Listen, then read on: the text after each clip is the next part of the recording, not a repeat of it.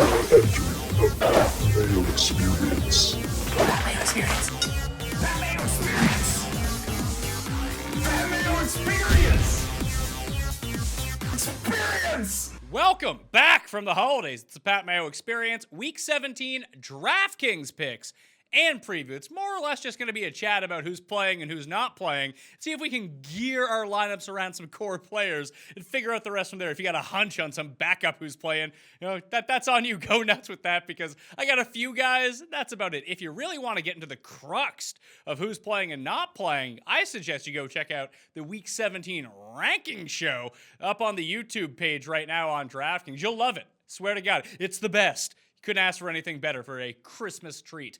But joining me to break this all down, you know him. He's coming off a $50K win in the NFL Wildcats. So we see if he can get the momentum rolling forward. It's like a ball going downhill, Ben Rasa from awesomeo.com. You gonna win more this week or what? I hope, yeah. It had been a super frustrating NFL year. It was nice to get one right at the end there.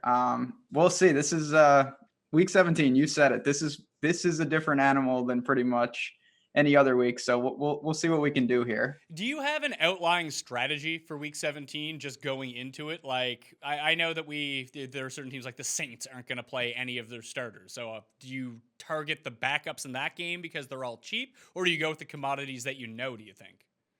I mean, mostly, it depends obviously how many teams you make. But for me, I kind of think of it, I let other people, quote unquote, make mistakes. Like I'm going to stick to what I feel pretty confident in terms of who's playing and who's not. And I'll let other people try to reach for guys that we really don't know. I'll try to pick my spots, I guess is what I'm trying to say. All right, well, let's start at running back. Actually, do you have any takes on these bowl games? Because I would save that for a bit later on. I know you love the college footballs. I do. You missed, I'm sure you didn't watch this. Cal and TCU last night was truly the worst game I may have ever seen. And I bet I really liked Cal in that spot. 5 interceptions, and they lost 10-7 in overtime. I saw there was 8 picks, and it may have just been in the first half. But I saw that each quarterback had thrown 4 apiece. It was real bad. But we'll see. I like Vandy tonight, and then we got the playoff games on Saturday. Those are going to be fun. I think Oklahoma will give Alabama a pretty good test, though, for what it's worth. The only game that I've actually laid down anything on, I have Texas. I think it's Texas A&M. Maybe it's Texas A&M -5.5, and whoever they're playing. I just tailed add-on on that one. There you go. Yeah, Texas A&M. They're a good team. They played some real tough schedule. So it's just so hard with so many guys sitting out. But they play NC State, who I'm not a huge fan of. That line's moving to it's 7 right now, so you got a good number at least. Yeah, I saw him. He tweeted it out like 3 weeks ago, right when all the bowl games were announced, and he's like, "You want to get on this now?" I was like, "Yeah, it worked for me last year. Might as well do it." I actually had some like sweet Masters parlays because of these bowl games. Then I decided, you know what? I'm not going to parlay bowl games and NFL playoff games with golf picks anymore because it makes no sense. Yeah, well, you needed the old, did you have him with Patrick Reed or was it just other dudes at the Masters? No, I had, what was it? It was the Falcons-Eagles game. I had the Eagles in the spread, the under in that game, and Jordan Spieth to win the Masters. Fortunately, because it was parlayed up, I think it ended up being like 34-1 or 28-1, something like that. When Spieth made his charge on Sunday, I was able to cash out at 3-1 on my money. So I was just like, yeah, it gets all my money back for the week. This is fine. Canadian, yeah, lucky man, you can cash out. That's a nice little perk you got there. I should mention to everyone that odds and lines are subject to change and see website for actual odds. And if you or anyone you know has a gambling problem and wants help, call 1-800-GAMBLER. So much of Week 17 is going to come down to who's actually active at the buzzer and not. There's a lot of late games on this slate, so we might not even know that till like 3:30 p.m. Eastern time. So I'll probably be avoiding most of those guys that are a bit up in the air, although it would create some good leverage if you're still paying attention because those guys are just going to go wildly underowned. Anyone that is questionable to play or we don't know what their playing time is going to be, or even someone like Leonard Fournette, who I don't think is going to play, but could all of a sudden just wind up as active when the time comes around. They're all going to be wildly underowned. So you have a live show, 10:45 a.m. Eastern time on the Awesomeo YouTube channel this Sunday, right? I would suggest that people go check that out if they're really serious this week. Yeah, we're going to be breaking it down leading up to lock, and stuff is going to change even Sunday morning. we're going to get news as it comes out. So yeah, stop on by. Obviously, you can use promo code from A to B and check everything out. Definitely worth stopping in. Let's go to running backs to kick it off. The three most expensive running backs on the Week 17 slate. Who do we got? We got some Christian McCaffrey. We got some Zeke Elliott. We got some Todd Gurley. I don't think any one of those three guys are going to play. Yeah, I'm with you. It seems, McCaffrey's locked up what he wanted to do in terms of records and whatnot. Big year from him. Zeke, of course, don't think he's going to be there. Gurley seems like they're, obviously just going to rest him. They should be able to secure the bye without him at home against the Niners. So it's going to be a week where, I don't even know, depending on where you're going to allocate that salary, I don't think it's going to be with the very top of the running backs. Well, the only two running backs that I could see that you could pay up for right now, one is Saquon Barkley, and there's no assurances that he's just going to get a full workload. I would think that they give it to him to see how many yards he can pile up, because now he's actually in a race. He's no longer the favorite to win Offensive Rookie of the Year, so one giant game out of him, although it looks like he's hit the rookie wall, to be perfectly honest with you, after his past two performances. And who's the other one here? Oh, James Conner. James Conner's going to be back. Yeah, he's one. Obviously, the Steelers, if they lose that game, not that assures them to get in, but they're going to make Baltimore earn it, I'm sure. And Connor, he's going to be fresh. We'll see where he's at with the, I think it's an ankle, at home against Cincy. That's as good a spot as you're really going to find. So, you don't want to go Kamara. Do you think that Ingram gets some run here, or do you think it's going to be like Dwayne Washington? I think it's going to be, Dwayne. And those are the type of guys I may sprinkle in one or two of them here and there, but I'm going to let the people try to infer what these teams are doing, because it's, we've seen this with the Dolphins last week where, I tried to chase Ballage a little, and it's very tough. You don't know, Kamara might get a couple handful early, then they go to Ingram and then Washington. It makes it really tough to target backfields like that. So guys that I think that you can actually put in, because Philip Lindsay is out for 3 to 4 weeks, which means he's done for the season, which means we should get a substantial amount of Royce Freeman this week in what's basically a nothing game for the Chargers. Do you think you would go to Royce Freeman, or is there still too much Devonta Booker around that maybe he's not going to see 80% of the touches? Yeah, I wouldn't be stunned to see it still resemble a pretty even, timeshare, but you're going to be able to find the value. He's one of them. That price it's really down there. So if he does he's obviously going to get some sort of boost. If he falls in the end zone once, you're going to get there. It's easier for, I think there's going to be plenty of guys in that type of range, whether, value opens up or some of the lesser known guys. It's just going to be, if you pay up, I think you said it, Saquon, James Conner, that's really about it of the guys we're really used to seeing. So of the guys that you could really put in who seem like they're in good spots, are going to play with good matchups and see the bulk of their touches, you got Jamal Williams. It doesn't seem like Matt Breida is going to play, so you get Jeff Wilson almost all by himself against the Rams. And if he can start piling up receptions, he could be quite valuable in this matchup. On the other side of the ball, I doubt that we see Todd Gurley, which means another heavy dose of C.J. Anderson now that he's in the DraftKings system. You probably fire him up a little bit. Do we know if – I saw Spencer Ware was practicing. Do we think he plays in this spot, or do we just go to Damian Williams again? Yeah, I don't know. I think he logged the full practice. I just worry, even if he comes back, what does that do? Does it make them both somewhat unappealing? I could see them, again, becoming a timeshare situation. They're at home. They get Oakland, who they should have no trouble. Jamal Williams, yeah, he's going to have control of that backfield at home. We saw last week he had a big game at the Jets. You could look to him. Tariq Cohen is right there. That's an interesting game. I know we're going to jump around a little, but Chicago and Minnesota, that's one I'm going to try to target. That both teams, they should be playing hard. Obviously, the Bears most likely are not going to get the bye, but they do play earlier than the Rams, so we'll have to see what they exactly do. I'm really confused about the spread in that game. Actually, no, they're playing at the 425 game now. Oh, so okay. Bears at Vikings. The Vikings are favored by 4.5. If the Bears are playing, why are they favored by 4.5? Yeah, that's confusing to me too, because you would think it wouldn't be that if the Bears truly are going, full go to get to. Obviously, Minnesota needs the game, and they are home. But yeah, I don't know. That's one I don't mind taking a stab there. I know the Vikings can be, it's been frustrating year with them with Cousins and whatnot, but it's a game I do think they win. It's just going to be on the other side. What do the Bears exactly do? You know, if they get down, do they call off the dogs? Is it a half effort, or do they really go all in to try to make the Rams have to win to get the bye? So, in terms of ownership, I do think that Royce Freeman's going to garner a ton at $3,500. Dwayne Washington at the min at $3,000 should get a lot too. But I'm kind of interested in Peyton Barber. He's only $3,600. Tampa's just being Tampa, and they're playing Atlanta here. That this could just be a game where they run the ball a ton. It's not like anyone's coming in to take Peyton Barber's work. If they were down by 25 points and Jaquiz Rogers would be in the game, maybe they'll try out Ronald Jones to see if they didn't waste a second round pick, but it's been Barber all year. He's only $3,600. He should get the goal line work. I just see him as one of those guys this week that is getting no buzz because he's been around all year. No one really likes playing him to begin with. But if you're going to take a stab on these guys who are in fringe situations or you don't know their workload, we know that Peyton Barber is probably going to touch the ball 18 times. Yeah, no, absolutely. I see that. And it seems like, I've seen that Tampa, they might do some things, but it looks like it's more through the passing game. They mentioned, maybe they get Griffin some work behind Jameis. And that shouldn't really affect, like you said, Peyton Barber. It's going to get the touches. They're at home. Atlanta's defense is garbage. I'll toss it right back to you, though. On the other side of that game, I don't know exactly what's up with Tevin Coleman, but would you look to Brian Hill at all? 3,900?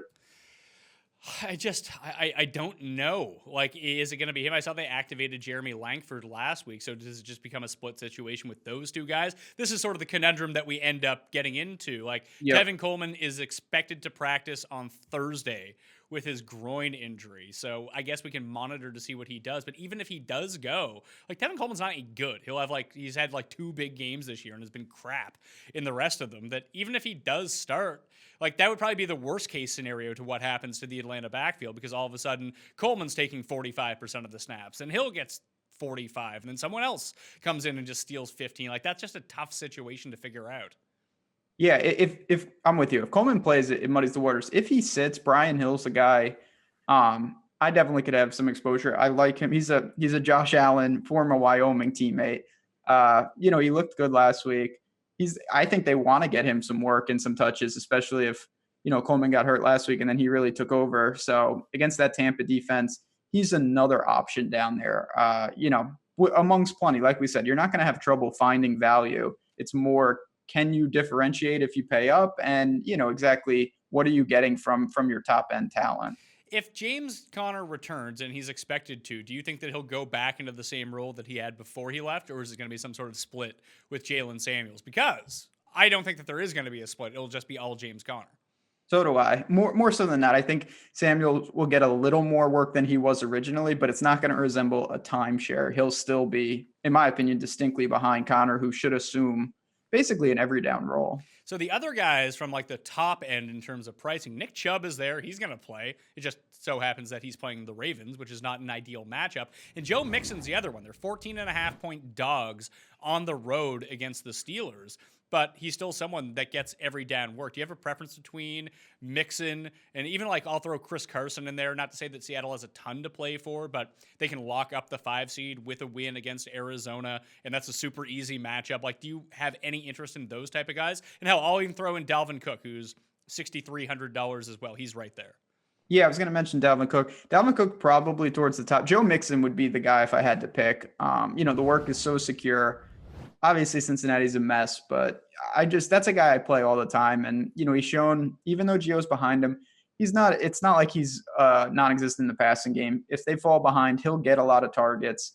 It's not going to be massive, but it's enough to raise that floor. And if Cincinnati does move the ball here and there, it's going to be with Mixon. But Dalvin Cook at home, that's a team I'm going to be probably overweight on the Vikings this week.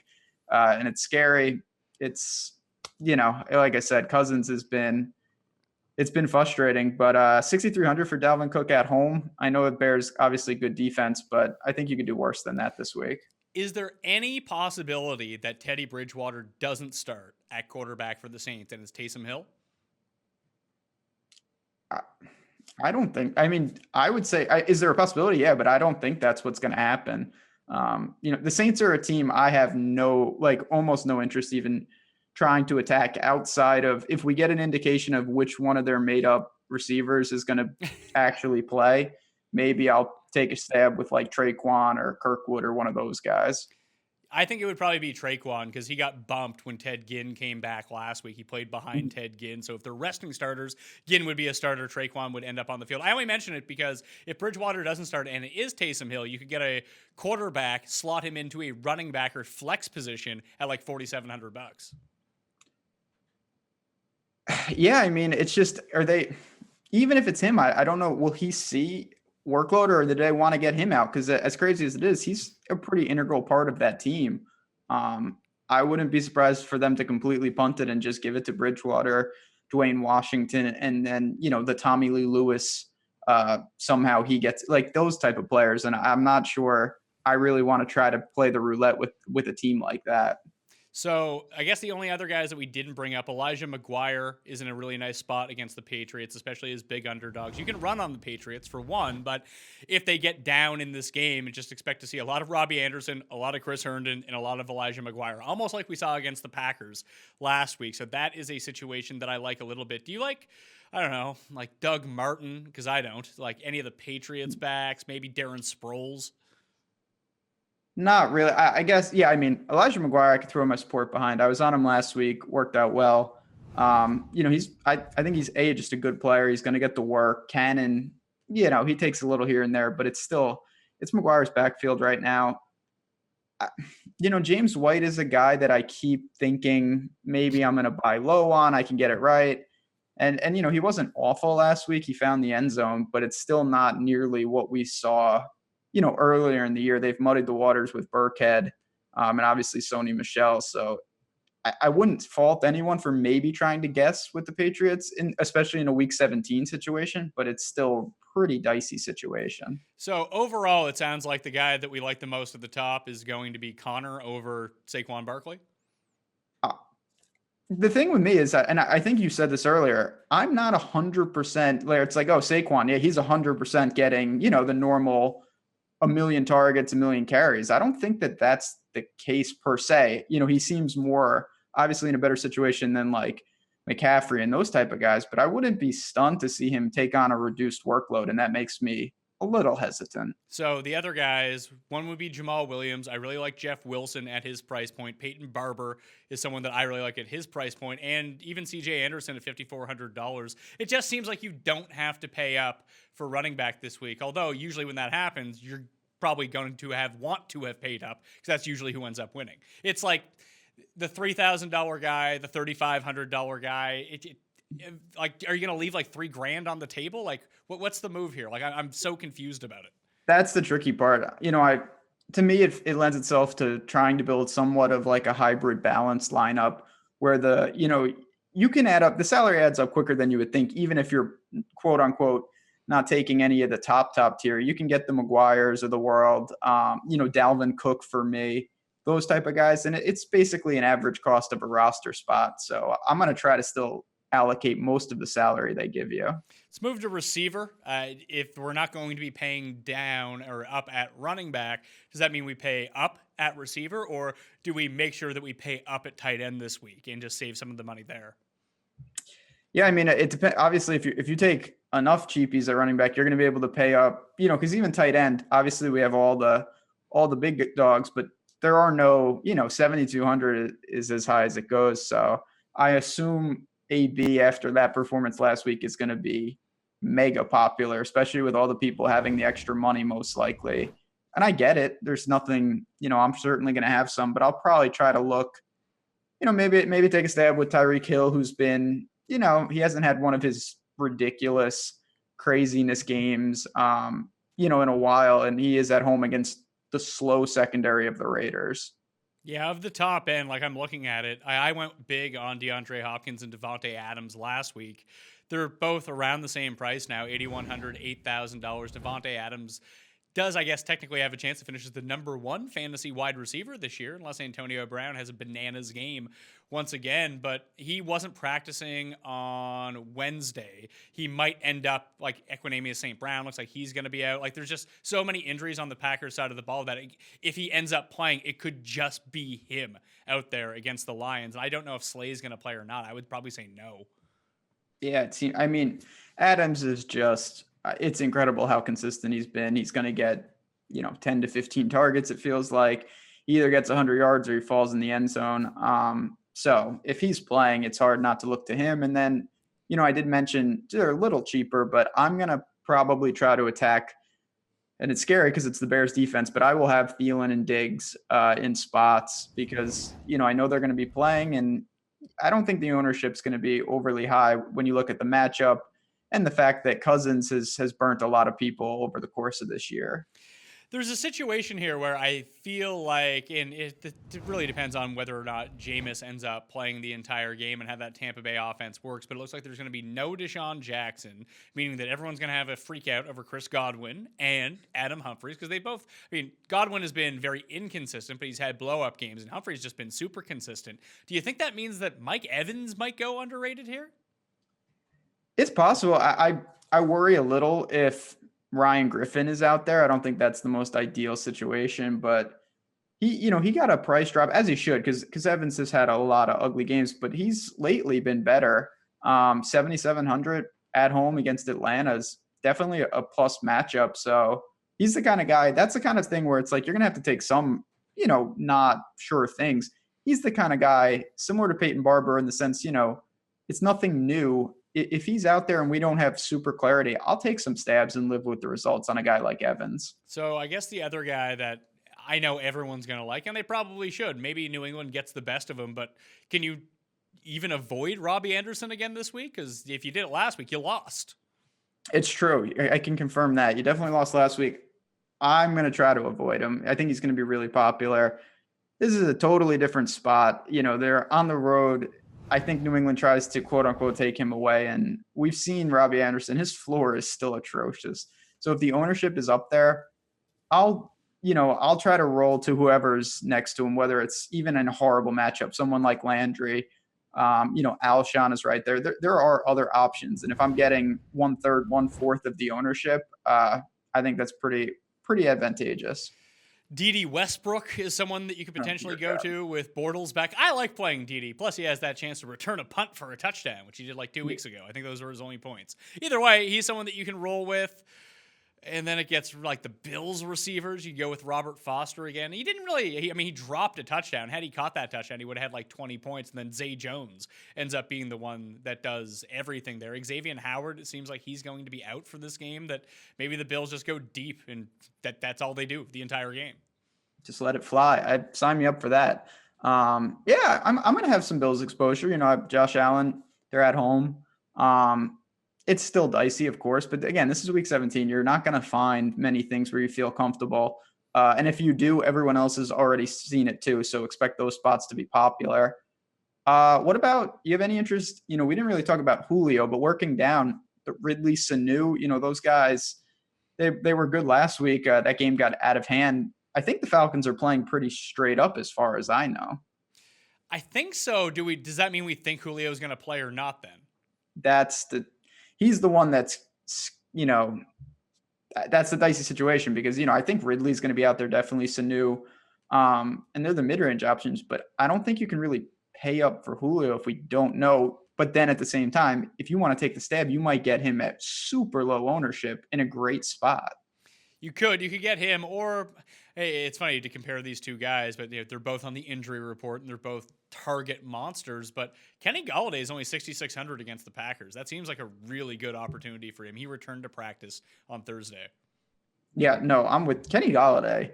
That guy, of course, on like Thanksgiving, it was just a disaster. But he's lately been, he's been making some catches. That guy's been, he's been Tre'Davious White. He's going up against Rhodes. He's been making good plays against good corners. So when he's seeing, he had 15 targets last week, which is just absurd. But the Lions have nobody left.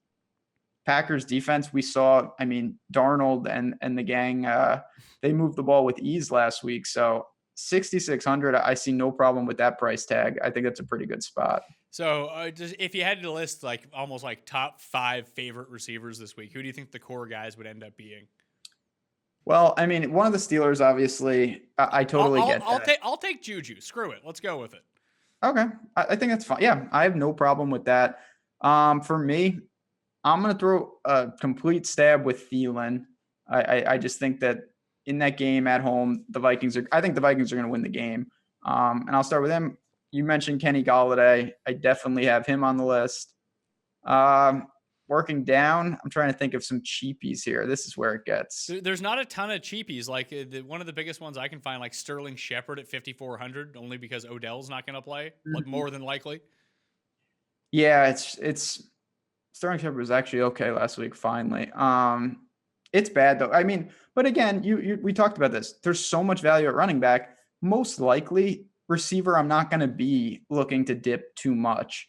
So, maybe I have to take a stab with a guy here or there, the Golden Tates of the world, something like Alshon. But most I'm going to be living in the higher ranges. We got to see what the Packers situation is. I certainly am going to try to target a weapon or two from there if we get clarity on who's playing and who's not. I guess you could go to someone like John Ross, who's not super expensive. Now that Cortland Sutton's good, maybe play him. But I'm kind of with you. I don't really feel like paying down at receiver, at least with these running backs, if you pay down. Their situation should be pretty cut and dry. It's either 50-50 or they're not going to touch the ball. With the receivers, if you get up by a bunch in a game, pull them out, maybe try to see, hey, we have a seventh string receiver. Let's try him out there. Let's throw in a backup quarterback. There's so much that can go wrong for some of these receivers, whether it be playing time, whether it be a change of personnel, whether it be a different scheme that you see in week 17, that the lower ones are just super untrustworthy. Yeah. I mean, like you said, you got teams, they may be changing quarterbacks. I wouldn't be stunned to see a lot of these garbage teams have a bunch of guys with like 3 targets. And it's like, well, what are you going to do with that? It's at least with running backs, like you said, if you have a pretty good idea that they're going to be, even if it is a timeshare, you can pencil them in for 10 touches. And at some of these dumpster prices, that could be good enough. One of the things that we should have a pretty clear path to is quarterbacks. Quarterbacks, they're pretty cut and dry here. Who's playing, who's not playing, and how long are they going to stay in the game for? For example, like if Baltimore's up by like 35 on the Browns at half, which I doubt they're going to be, maybe you don't see Big Ben in the second half. So there's dicey situations there, but Mahomes is the most expensive. And if you have all this money to pay up, do you just pay up for Mahomes? I'm definitely going to do that in certain spots. I mentioned Tyreek. Obviously, we're going to talk about Travis Kelce. He's, you don't get a better matchup at home against the Raiders. If I can fit him in cash, I might even go there. It's just going to be, when you work down Deshaun Watson obviously is coming off of that monster game. They're going to be playing hard, and then it drops because you got like Rodgers, that range with him and Matt Ryan. I don't know exactly where those guys are at. Rodgers it seems like the Packers want to play to the end here. But I think what you said is true. Like if you're gonna have all this money, why not take the low hanging fruit and just take the best available player? So if Teddy Bridgewater starts against the Panthers for the Saints, do you have interest there because he's 50 to 300? I don't. It's not enough of a discount, especially on a week where I don't think I'm going to be hurting for salary too much. So if I go to build and for some reason it's a lot harder than I anticipate, maybe, but I just don't see too much incentive. Like as crazy, not that even it sounds crazy, but like I'll pay $400 or $300 extra and take Lamar Jackson or Trubisky, or get up to some of these guys where I've seen what they're capable of. I know they have some ceiling to them. And if you really did want to punt, you can go down and take Nick Mullins at $4,700. A pretty good matchup against the Rams, and he's been pretty good. We didn't even talk about the San Francisco receiving options, but you can play, as long as Pettis is healthy, you can play him along with him. If not, you can play Goodwin if you want to, or just say screw it and play Kittle. I guess the other one right there is Josh Johnson. He's playing Philly. I know Philly's going to be trying to win, but it seemed like they wanted to throw deep to Josh Doxson last week. They just couldn't complete any of the passes. Yeah, they tried. Yeah, I mean, he's 4,800. That's, I don't, for me, again, I have a couple of bozos that I'm interested in. I mentioned Cousins. I'm going to have him at 5,500. So I don't know how much more I'm going to need to punt. And if I really had to go that low, I'm with you. Nick Mullins, as we've seen him, the Seattle game comes to mind.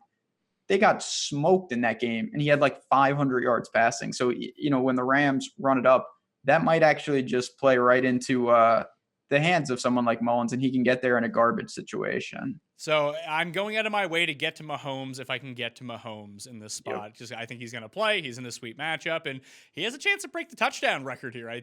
Those sorts of things do actually play in to Week 17, at least in my mind. I think that some of these guys are motivated. Hey, if we can get Mahomes to 51 touchdown passes, let's do it. I mean, yeah, I think it's the kind of thing, it's obviously not the priority, but when situations develop within the game, they can take, it's like, okay, he's rolling. He has a couple early, maybe, a couple plays that would normally be a run turn into a pass.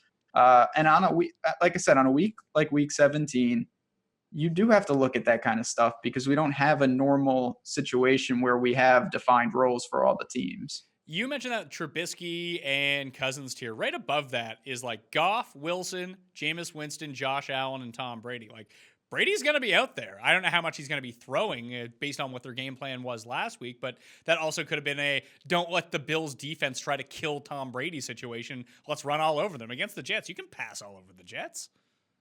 Oh, yeah. No, you can definitely throw the ball. It's not in the worst spot. It's crazy to say. I'm just not sure how high the ceiling is. He's a pseudo game manager in a lot of ways. So if you want to go against the green, like, yeah, you could pair him and Gronk up and hope that, but it's just incredible how low, obviously Gronk's floor these days is just 0. And the Jets always play them somewhat tough. I don't think in New England they're going to have any trouble, but I would probably honestly roll the dice with my man Josh Allen. Same price. That's exactly who I was looking at because he was a letdown last week. Everyone, the Josh Allen run is over. It's Week 17. Just let him go crazy. Run for 300 yards, Josh Allen. Just bomb it deep on every single play. I'm in on that. Like if I have to take the L on Josh Allen in Week 17, so be it. He's still especially compared to Brady. I mean, Foles is right there. That's kind of difficult to wrap my mind around. Is he going to throw for 500 yards again? I want to say no, but it keeps happening. And I'm like, that's I got burnt on that I was not on Foles last week. I'll take Josh Allen, though. That seems to be the safest of these plays, I think. He torched Miami the first time, too. That was his best game.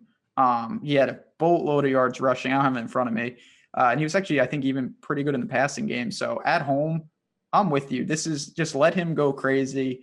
Let him do his thing. And I think, obviously when you can run like that, we've seen it time and time again, you can rack it up pretty quickly. And then it makes for a very, very easy stack as well. Like if you wanted to throw in Robert Foster or Zay Jones or Isaiah McKenzie. I mean, Foster's the one who gets deep behind this defense. They do seem to gravitate towards Zay Jones in the red zone like every third game. McKenzie's just piling up everything underneath. Or we could go to tight end. And when we talked about the big three tight ends, they're expensive. You're going to have the money to pay for them. But Charles Clay, healthy scratch last week. We got some Jason Kroom in our life. Yeah, it's disturbing. Very, very, very disturbing what goes on. But and that is a McKenzie guy. I rostered him a couple weeks ago. He was carted off, came back in the game. He was carted off last week, came back. This guy is avoiding apparently serious injury every week. So we'll see. It's tough but like you said, the Bills have such limited weapons. It's not that hard to pair up Josh Allen. You take one of the receivers and you call it a day. So at the very top of tight end, Kelsey, Ertz, Kittle, 72, 67, 63. Those are fair prices, especially in Week 17 for the very top of the position with three guys that are going to be playing. At least you'd figure Kelsey plays the entire time. Kelsey and Kittle have a chance to break the all-time single-season tight end receiving record. Kittle needs like 175 yards, which is like 4 catches for him. And then there's Kelsey paired with Mahomes, who's trying to get to 5,000 yards and break the touchdown record. It just seems to me like I'm going to end up leaving Zach Ertz on the outside looking into my lineups like I did last week, like a moron, and it's going to burn me again.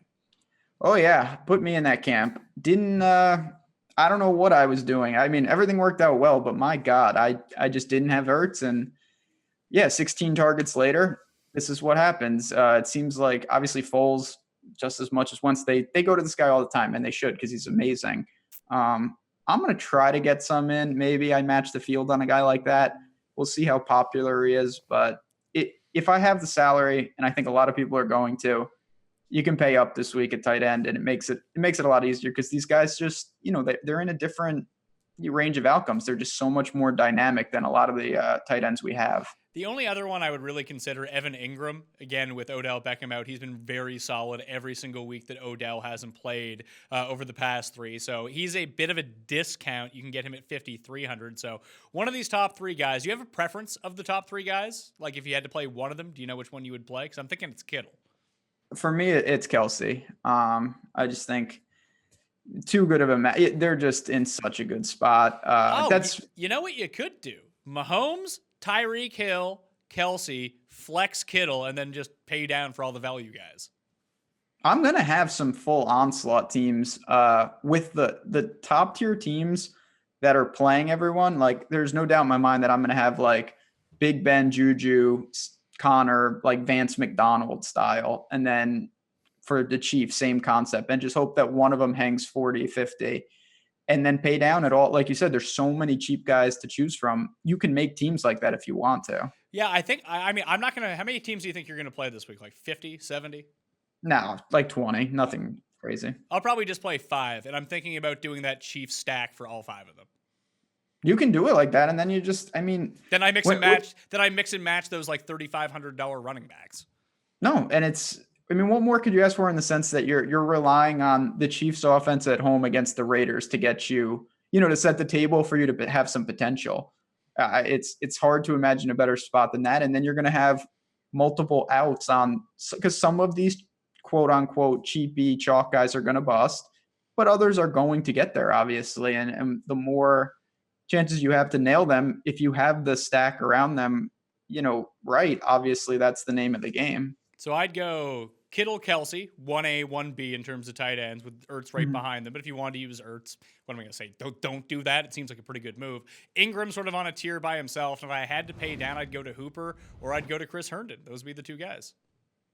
Like Chris Herndon, he made a couple unbelievable catches last week. I think Vance McDonald is somewhat sneaky. That's just a guy, if you want exposure to a game where, the Steelers are going to put up some points, not to say you can forego the other ones, but he should have some chances. It's just going to be a matter of can he get enough of the market share in an offense like that? Do you have any particular takes on defense this week? Dear God. The cheapest? Can you play? Who's the cheapest? Don't play the Bengals, please, God. How about the 49ers D against the Rams? Oh, God, this is so disturbing. Because the thing is, we talk about you don't need all this salary. You're going to have salary left over. But I just look at the top, like, do I really want to play the Rams against San Francisco? Maybe. Pittsburgh? You could play, I mean, if I was going to pay up, I'll just play. Picking on Josh Rosen has become a popular. They have no offensive line. So, in Seattle, like I said, when I was sweating it last week, I thought, and I think like many people, that the Rams strip sacked him and scored a touchdown. So the Rams defense against Rosen last week should have had a touchdown. Somehow they reversed it. Picking against Arizona is a popular thing right now, and I think for good reason. But I'm looking at the GPPs. I was looking at the Jags. I played a ton of the Jags last week, and it really worked out because they ended up with the pick 6. So I think that Buffalo is in play here going against Tannehill, who just keeps getting dropped over and over. Or the Jags, because honest to God, that's like a built-in 5 sacks anytime you play Watson. He might burn you because he's good, but if you're going to get that much pressure on the quarterback, he's prone to making mistakes from time to time. And the Jags are capable of returning a pick 6. We just saw it last week. Yeah, I mean, I used the Eagles defense last week in a lot of spots against him, and it wasn't because I didn't think, that he could be effective. It's just he makes a ton of mistakes. So you're going to do the Jags defense. You're going to use Dede, get that punt return for a touchdown. Yeah, have the double dip will be good to go. Double dip with Dede. Don't double dip the chip, man. God, I don't know. Maybe the Packers at home. You got Stafford, who's just broken. Even though I like Galladay, I think you could look 2,400. I'd rather take the Jags at 2,300 only because this Detroit thing hasn't really worked out that well because all they want to do is run the ball and end the game as quickly as possible, despite the fact that they're losing. That's a fair point. I got one more for you.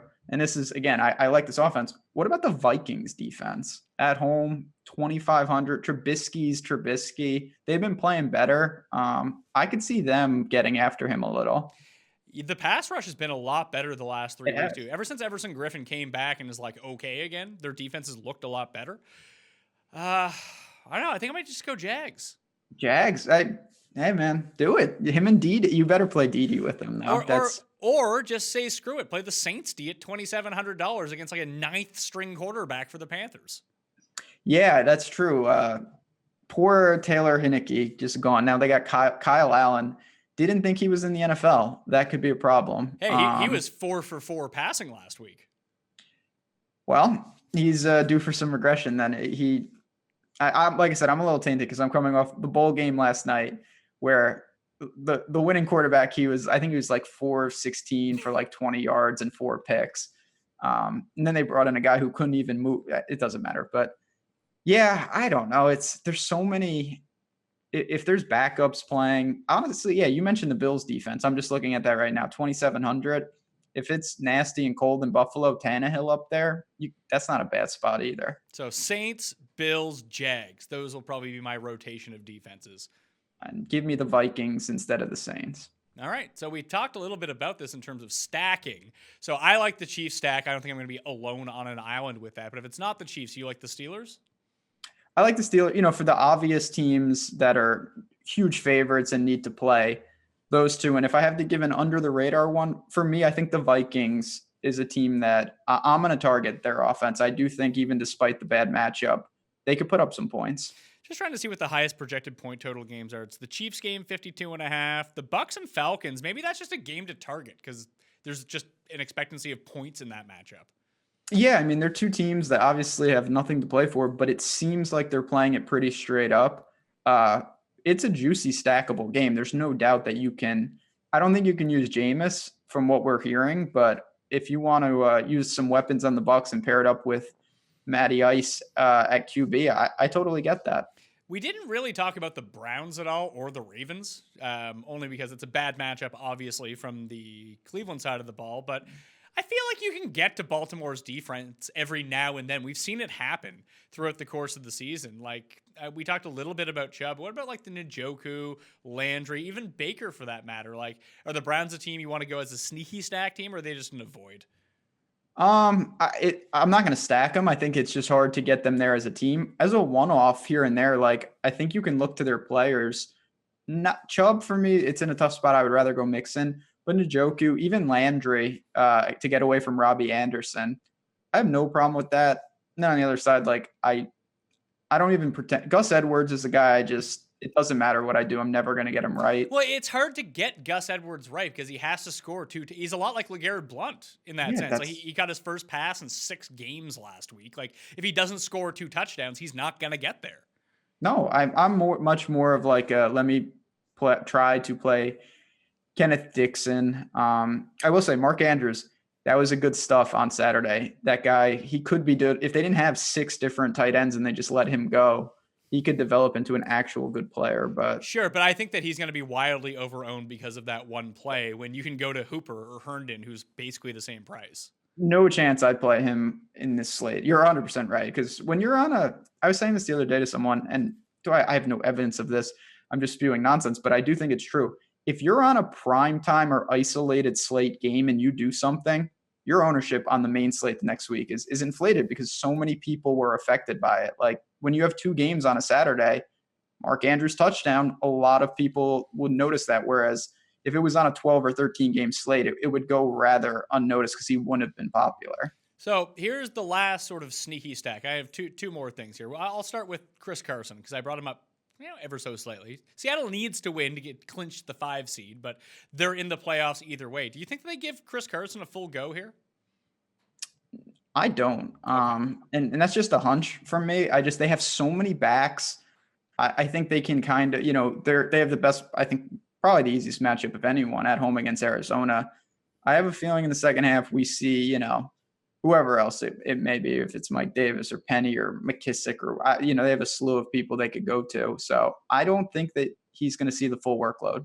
All right. So the final one, sneaky stack, because everyone seems to be off of them now, but Rams, Goff, Cooks, Woods. You think those guys see the full alignment? Yeah, they have to win. Yeah, no, they do. I don't mind that. I'm more interested in the passing game. I think CJ Anderson is a guy that I probably will come in underweight on, to be honest. Nothing against him. It's just I could see him being somewhat popular. So Robert Woods, that guy is just he just does his thing. I feel like every week.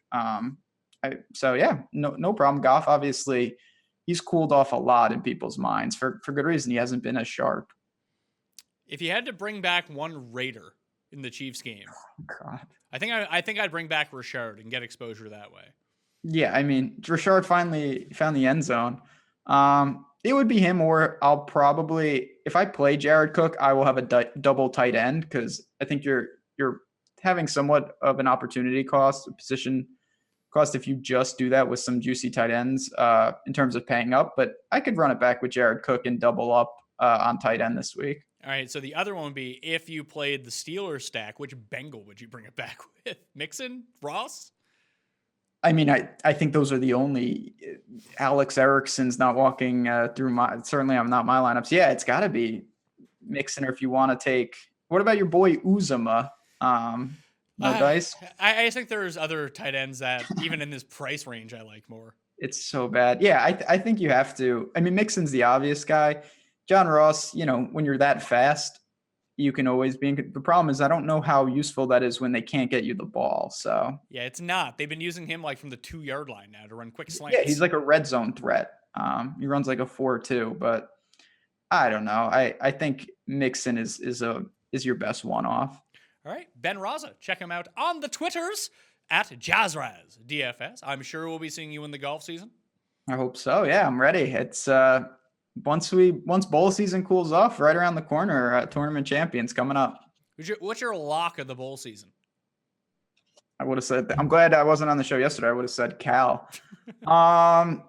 I mean, when is the show? Can I say Vanderbilt? They play at 9:00 on Thursday. It's going to be out Thursday. I mean, we're recording this at 1:45 p.m. Eastern on a Thursday. It should be out by 3 p.m. Eastern.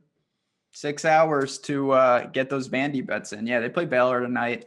I just think they're a much better team. Jalen Hurd on Vanderbilt. On Baylor's not playing, and I think I see it around 4.5. So I got it at 4 right now. So the 4 is the play. Yeah, Commodores, lock them up tonight. Let's do it. I'm in on Vandy. Cool. You better win. All right, pressure's on now. Log in. Good God. All right, I have 2 golf shows that are going to be out. One is out already, a preview for the 2019 season. Then on Saturday or Sunday, I'll be releasing the top 10 players that Feinberg and I are fired up about for this season. Then we have a golf show on Monday because golf starts next Thursday, a week from today, Ben. Do you have players that you're fired up about? For the year? Yeah. Do you know who my number 1 was? Spoiler alert. Rory. Bryson. What about Rory? Come on, man. Rory was number 2. Okay. Yeah, Rory would obviously be my number. Where was Cameron Champ? That's my question to you. He was number 8 on my list, I think.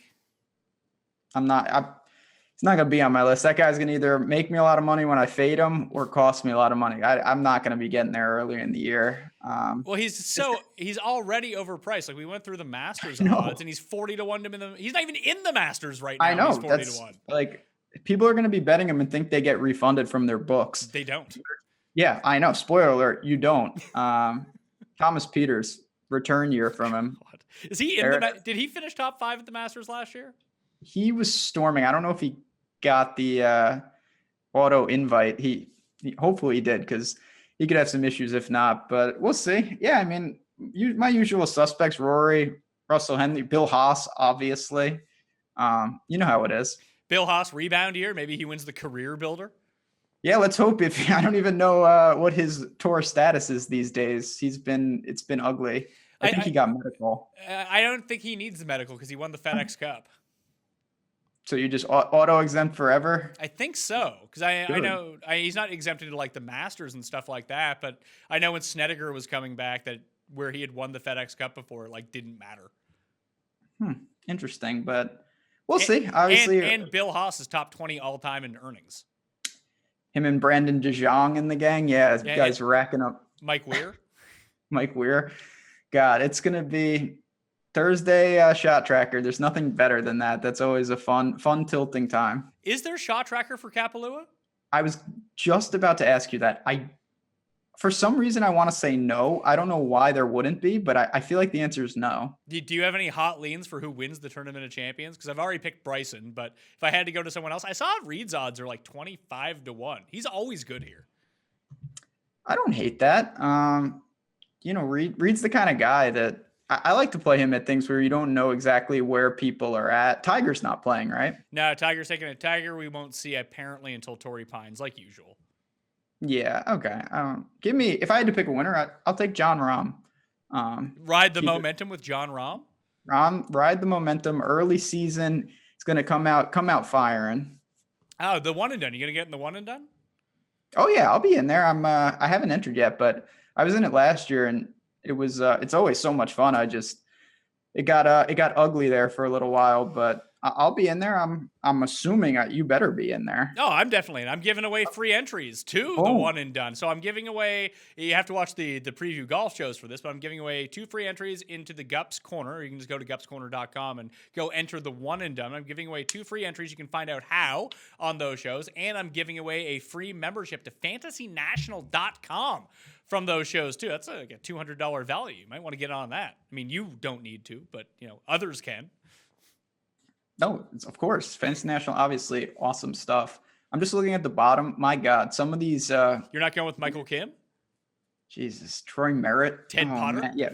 Michael Kim, I mean, not to go on a tangent. His was the wildest, because talk about coming out of nowhere. I actually did a thing when we went through like the most like impressive, like most dominant performances of 2018. Like he has to be considered, despite the fact that he was shit at 26 tournaments. The one tournament when he won, he was amazing. Domination, like just full on dominant, and it was, talk about no form. That was as bad could be, but my God, Scott Piercy is here. There's just going to be, man. You see Aaron Wise? I saw a picture of him. He looks like the Hulk. Yeah, he looks yoked now. He's on the Brooks Koepka plan of just getting swole. Just monster. We'll see what he can do this year. He's another one. Well, Kadir is 300-1. Michael Kim is 300-1 to win an event that has like 33 people in it. But I will say, Stricker, Kevin Na is also someone to look at here too, because he's like 90-1 to win this. But guys that have won the John Deere Classic tend to play well at Kapalua. Same as the Masters. Those 3 courses and Riviera are somewhat correlated because you're dealing with a lot of angles off the fairway that just guys that can hit the ball well on an angle tend to do well. So you're on the Bryson train? That's why I like Bryson the most. Bryson's 12-1 right now too. I would say Patrick Rogers. He ain't here for obvious reasons. So Bryson, Michael Kim, Steve Stricker's not playing, but he's won this tournament like 3 times. Spieth would always be a good bet, but obviously he's not here because he did not win last year. Look at Chucky 3 Sticks in this. Who would have thought that? Yeah, how is Chucky 3 Sticks better than Ian Poulter here? Oh God, yeah. Phil is playing? Yeah, Phil's in here. Scott Piercy. Like they have odds on Tiger, but Tiger's not playing. So I wonder if Phil's actually going to play or not. I don't know. Obviously, we'll have to keep an eye on. God, this is just going to be. It's going to be a good golf year, though. There's a lot of intrigue. It's going to be fun, but yeah, I mean, it comes around faster. It's funny, like it's such a short break, but it's here next week tournament. Yeah, a week from today. So we'll have you back on to talk about a lot of this PGA stuff. Of course, you're going to be here for the majors like you were all last year. And you won what? How much did you win at the Masters? Like 100K? 200 Thunderdome. Oh yeah, 200K. Sorry. 200K. Yeah, wow. That's as long as they give me the money, I don't care what you say. It's good enough. Yeah, Patrick Reed. That was good stuff. All right, Ben Rasa, like I mentioned, you can check them out at awesemo.com. They'll have their live show Sunday morning on Week 17 over on YouTube. And you can follow them on Twitter at JazzRazDFS. Go check that out on Pat Mayo. Follow me on Twitter, Instagram, and Facebook at the PME. Please go watch yesterday's Week 17 ranking show. You'll really enjoy it. I swear to God. And you can download the podcast wherever you can download podcasts. Smash the like on the way out, too. I'm Pat Mayo. We'll be back with spreads tomorrow with Feinberg and The Cast. Now that we have everyone back together, because I'm making a move on Jeff for the Super Lock title, because it's the only thing I got left to play for. But I'm Pat Mayo. Good luck in Week 17. I'll see you next time. Pat Mayo Experience! Experience!